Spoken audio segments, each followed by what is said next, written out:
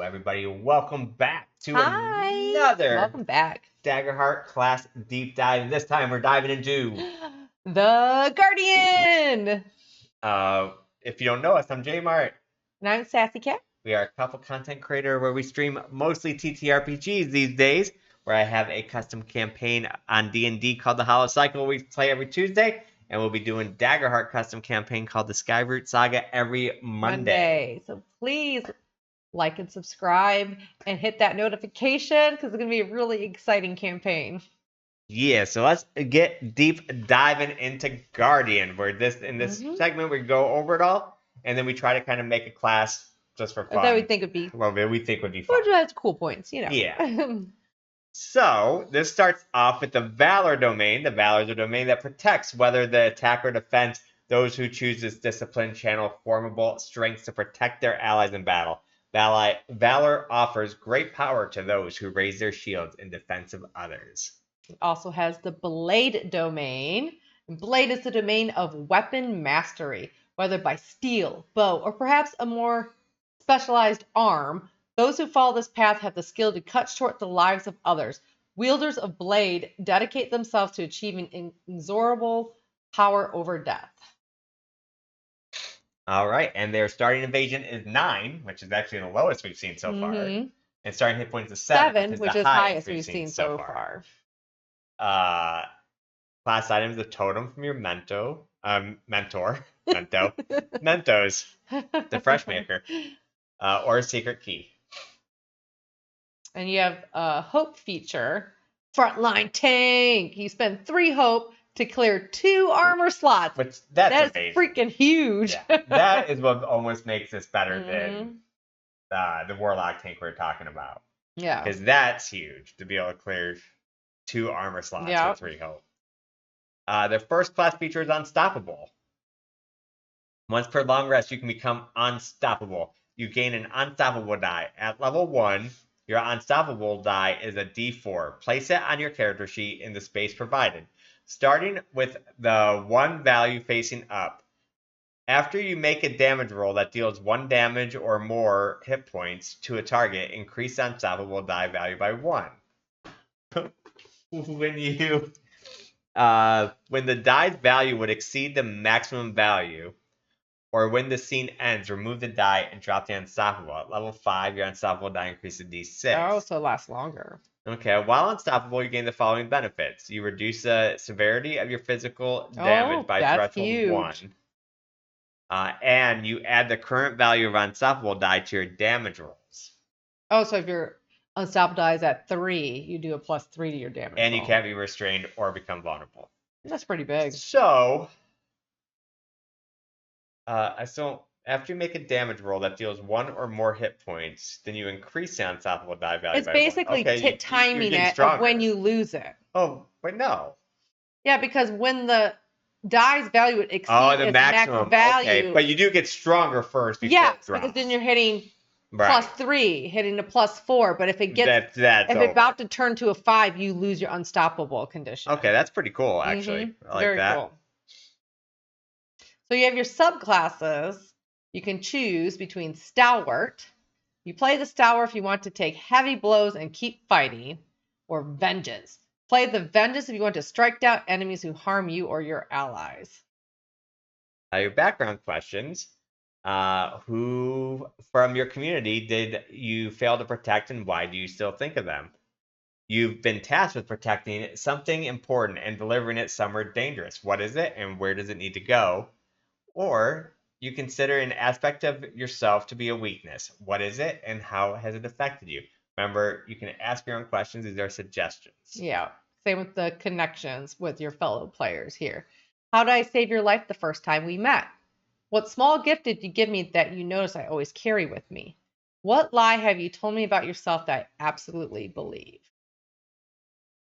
Okay, so the subclasses. We're starting with Stalwart. Foundational features, unwavering, gain +1 bonus to your damage threshold. Oh, that's nice. So no matter what, you just get the +1 bonus? Yeah, sounds like it. Okay. That's just a part of their features. In Iron Will, when you take physical damage, you can mark an additional armor slot to reduce the severity. Yeah, this is nice because this is like the only class I've seen so far that can mark more than one armor off at a time. Yep. So specialization features, unrelenting. You gain a permanent +2 bonus to your damage thresholds. So not only do you have a +1 to your damage thresholds, you get another +2? Your +3 to your damage thresholds? Is that what I'm seeing? I guess. Wow, okay. So partners in arms. When an ally within very close range takes damage, you can mark an armor slot to reduce the severity by 1 threshold. You can mark it. Oh, so you can I can reduce. take an armor for it, so it's almost like that. I take an armor, and you can go, if you were getting hit severe, you go down a major by me taking an armor slot if you're very close to me. Okay. That's pretty cool. Yeah. Mastery features Undaunted. Gain +3 bonus to your damage threshold. Wait, I'm starting to get confused. Do you automatically get all these in the beginning, or is this something you build up to?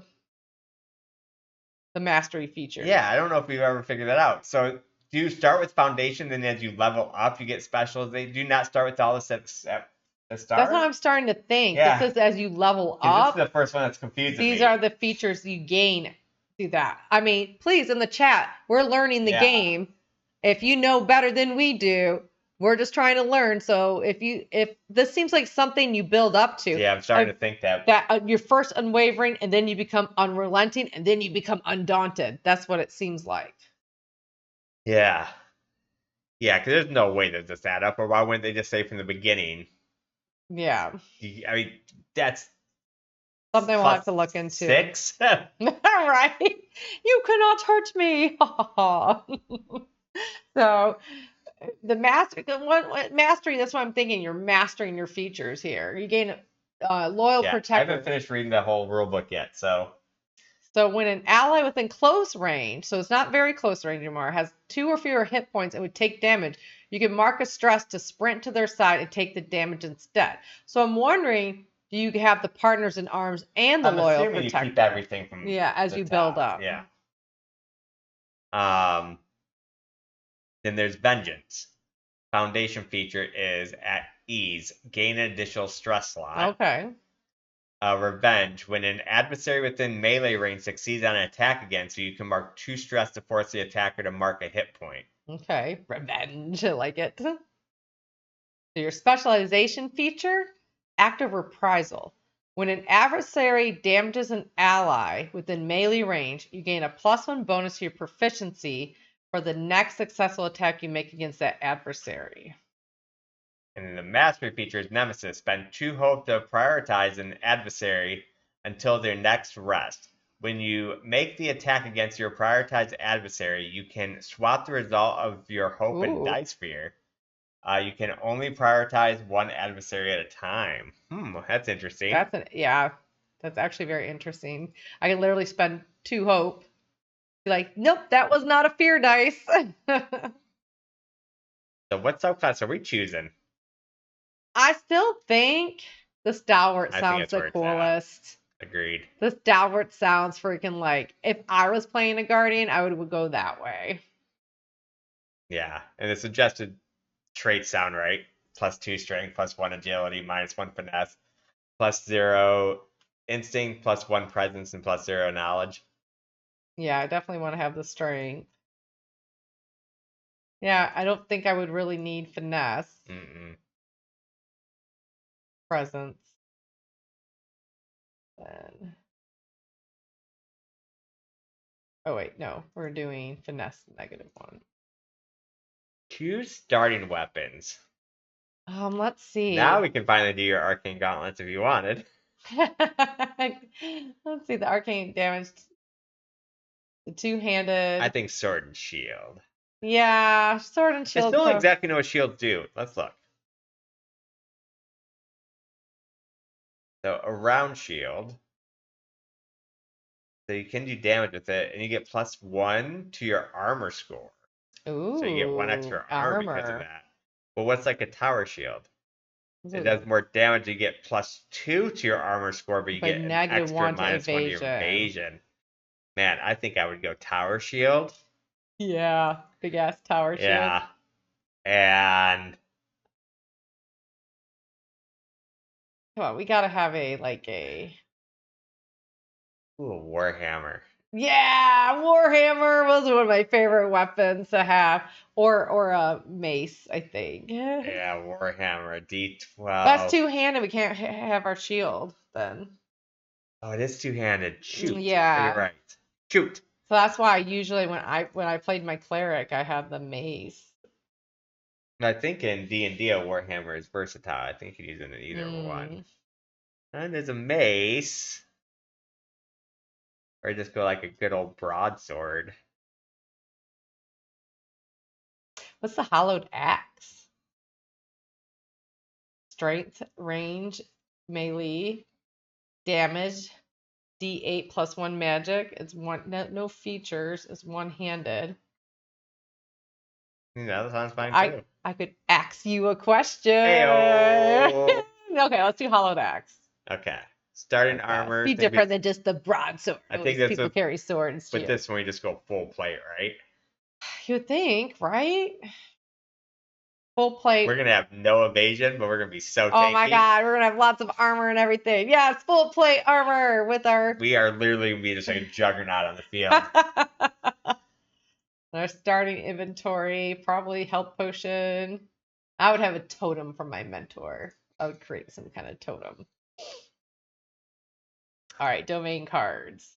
So for this one, you can also take bare bones when you choose to not equip armor.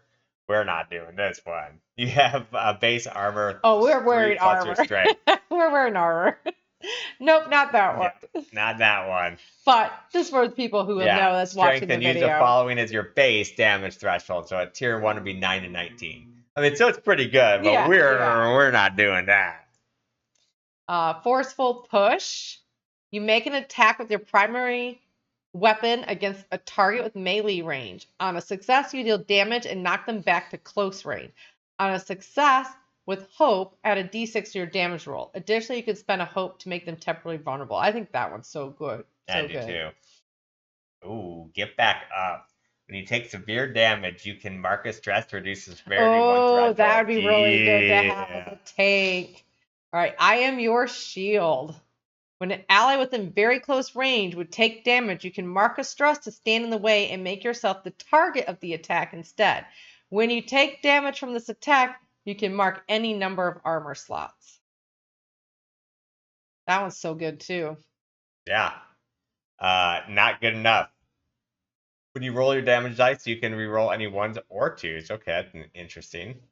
And then there's Whirlwind, spin to win. Spin to win. All right. When you make a successful attack against a target within very close range, you can spend a hope to use the attack against all other targets within very close range. All additional adversaries you succeed against with this ability take half damage. I think with this build, personally, I would choose Get Back Up and I'm Your Shield.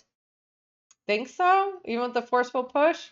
I think that's what I would do. I'm not saying that's what we would do. All right, let's get back up, and I am your shield. I'm just saying, I'm just thinking of this character just being a tank.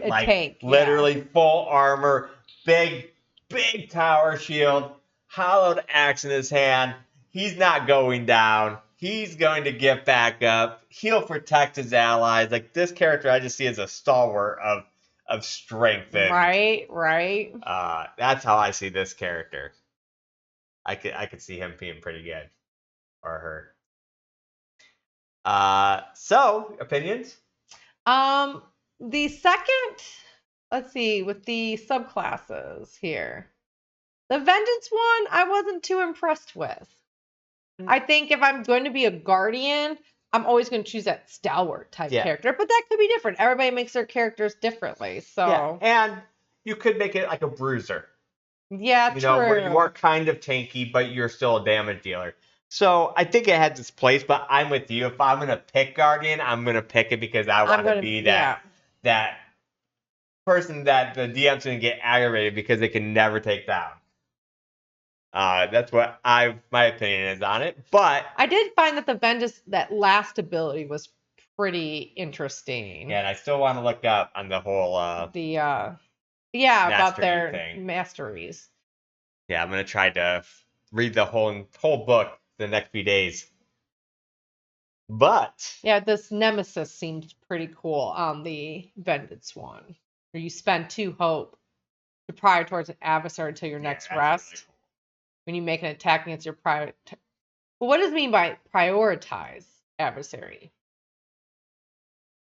I'm guessing it's almost like you just have to like mark one, like you call it out.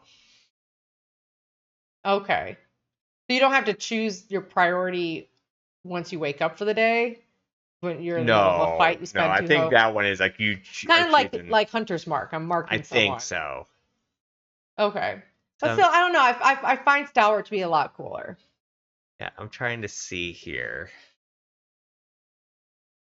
of how the what features it gave me. So far, the feature it gave me is Stalwart. Yeah, so the Unwavering, the Iron Will.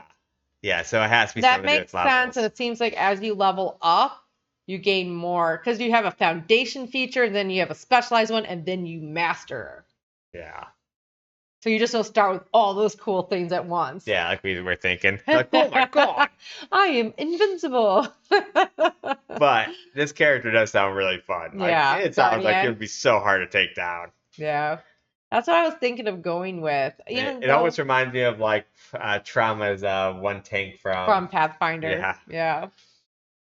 There's something fun about just being this unstoppable tank. That annoys the DM every time you hit me. Like like no, still alive.